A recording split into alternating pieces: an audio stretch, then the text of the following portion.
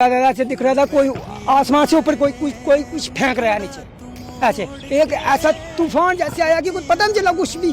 पूरा इतना बुरा तांडव हुआ था ना कि मैं समझो, लोग बोलते हैं कि मौत के मुंह से कोई बच के नहीं आता है, लेकिन मैं आज सोच रहा हूँ कि हो सकता है मैं किसी के कोई मेरी किस्मत ही ऐसी थी कि मैं मौत के मुंह से बाहर आया। अकेला और मेरा 2.5 साल का बेटा था, उसको गोदी में उठा के भाग रहा था, तो मेरी आंखों में ऐसे आंसू आ रहे थे कि ये क्या हो गया। और मेरी बाकी बारी फैमिली उधर थी, तो मैं डरते मारे फिर वापस जाने लगा। तो मैंने पुलिस वाले को बोला, भैया मेरी फैमिली चली गई, बह गई है, तो मेरे को जाने दो उनको ढूंढने के लिए।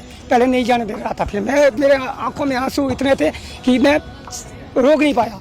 फिर भी मैं उसने दे दिया, फिर मेरे को जाओ।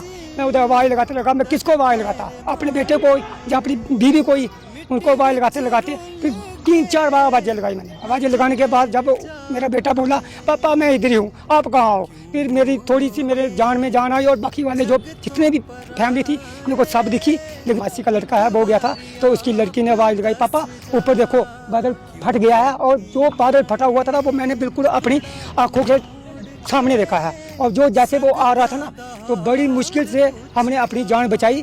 मैं बोलता हूँ वही लड़की हमारे लिए देवी है, वही सब कुछ है, उसकी वजह से। हाँ, वही हो सकता है माता रानी उसी के रूप में उधर पहुंची उसके।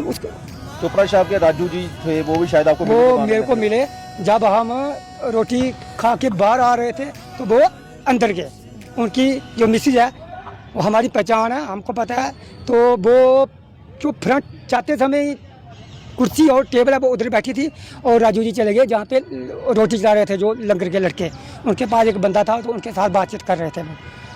तो हम नीचे आ गए, वो उधर, बस इतनी सी बात है। तो हम सिर्फ उधर जहाँ पे पार्किंग थी उधर पहुँचे, तब तक तो 1 मिनट में ही पता नहीं चला, आग ऐसे ऐसे मतलब हिलाते हुए ही तो ये बड़ा हादसा हो गया उधर। और जो उधर का हाल था ना, लोग वो उधर कुछ नहीं, सिर्फ पैसों के चक्कर में है। कोई बोलता है कमरा लेने के लिए 3,000 रुपया, 3,000, 2,500, 2,000 ऐसे बोले। कम से कम जिस भी मकान मालिक के पास जाओ वो यही बोलता है पैसों की। ये नहीं सोचना कोई इतनी दूर से आया है, पैदल चल के आया है, कैसे आया है, क्यों आया है, दर्शन के लिए आया माता रानी के।